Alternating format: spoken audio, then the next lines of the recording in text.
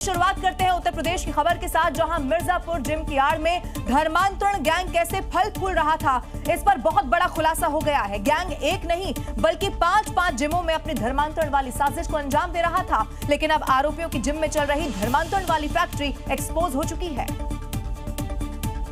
Gym की आड़ में चल रही धर्मांतरण फैक्ट्री कई जिम में चल रही थी। दावा है कि racket KGN1, KGN 2.0, KGN3, iron fire और फिटनेस क्लब जैसे जिमों में चलाया जा रहा था।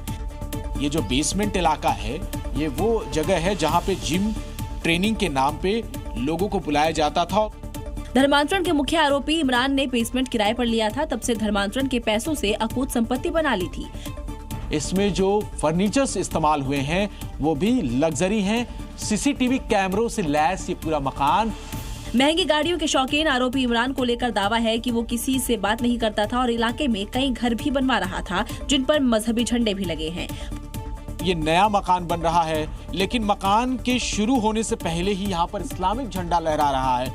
इसी बात का ये सबूत है। पुलिस अब फरार अशफाक की एक पूरी कुंडली खंगाल रही है। उत्तर प्रदेश के मिर्जापुर में इमरान और उसके भाई अशफाक पर 2017 से धर्मांतरण गैंग चलाने का बहुत गंभीर आरोप लगा है। आरोपियों का ये भांडा उस वक्त फूट गया जब एक महिला ने पुलिस में बकायदा इसकी शिकायत दर्ज करा दी और उसके बाद जांच में आरोपियों के मोबाइल से कई महिलाओं के वीडियो और फोटो भी मिल गए हैं। इमरान कुछ देर पहले अरेस्ट हो चुका है, अब बारी अशफाक की है। धर्मांतरण मामले में फंसने के डर से आरोपी इमरान देश से भाग रहा था, लेकिन योगी की पुलिस पीछा कर रही थी। दिल्ली एयरपोर्ट पर भी इमरान बच न पाया, यूपी पुलिस ने दबोच लिया।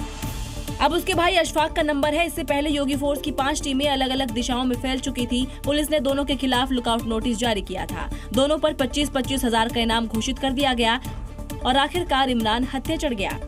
लव जिहाद के नाम पर हमारी बेटियों के साथ जो खिलवाड़ किया जा रहा है, इसको रोकेंगे। पुलिस अब तक मामले में 7 आरोपियों की गिरफ्तारी कर चुकी है, तो एक आरोपी अहमद का पीतल वाला इलाज कर चुकी है।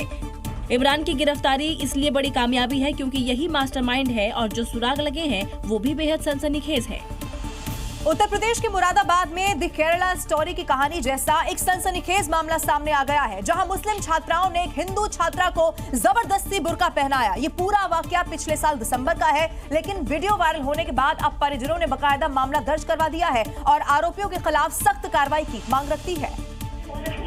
ये वही केरला स्टोरी वाला गैंग है जिन्होंने अपनी एक हिंदू छात्रा को बुर्का पहनने के लिए दबाव बनाया था। घटना 20 दिसंबर 2025 की है। दोपहर के करीब 3:55 बज रहे हैं। एक मुस्लिम छात्रा हाथ में बुर्का लिए हुए है। हिंदू छात्रा इसे देख झिझकती है, लेकिन बाकी छात्राएं उसे बुर्का पहनने की ही कहती है। वहाँ एक महिला भी मौजूद है, शायद वो भी इसमें शामिल है।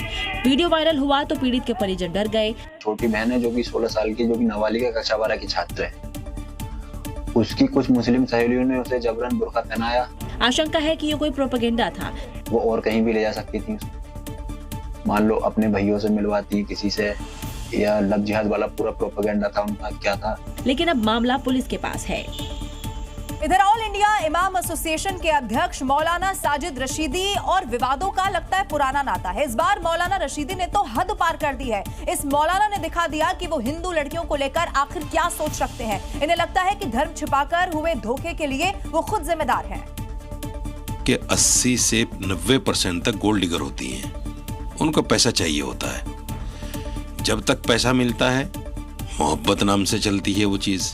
जब पैसा मिलना बंद हो जाता है तो फिर वही चीज़ या तो बलात्कार हो जाता है या लव जिहाद हो जाता है। खुद को मुस्लिम धर्मगुरु कहने वाले मौलाना साजिद रशीदी की सोच देखिए। इन्हें लगता है कि धर्म को छिपाकर धोखा देने वाले मुस्लिम लड़के बेकसूर होते हैं। लव जिहाद के मामलों में विक्टिम हिंदू लड़कियां नहीं बल्कि मुस्लिम लड़के होते हैं, क्योंकि काम निकलने के बाद हिंदू लड़कियां इसे लव जिहाद का नाम देती हैं। मेरा मानना ये है कि अगर लड़की ना चाहे तो उसको कोई छू भी नहीं सकता। अगर लड़की ना चाहे और लड़की चाहे तो सब कुछ हो सकता है। इस चीज को लोग क्यों नहीं समझते? बस ये होता है कि लव जिहाद हो गया, लव जिहाद हो गया। सोचिए, लड़कियों को लेकर ऐसी सोच रखने वाले मौलाना समाज के लिए कितने खतरनाक हैं, जिन्हें रेप पीड़ित लड़कियां विक्टिम नहीं गोल्ड डिगर नजर आती हैं।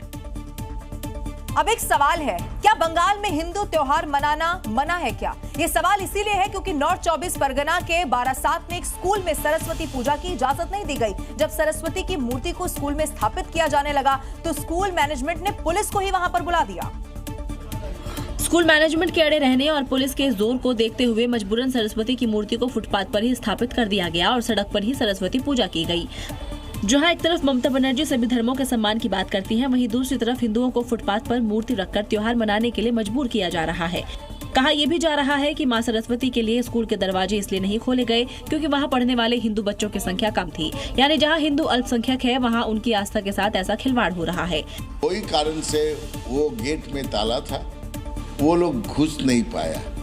इसका पूरा रिस्पॉन्सिबिलिटी है स्कूल एडमिनिस्ट्रेशन का। इसका पीछे बीजेपी का कुछ ना कुछ हाथ रहेगा। अब सवाल ये है कि बंगाल में बाबरी मस्जिद तो बन सकती है, लेकिन सरस्वती पूजा करने के लिए किसको परेशानी हो रही है।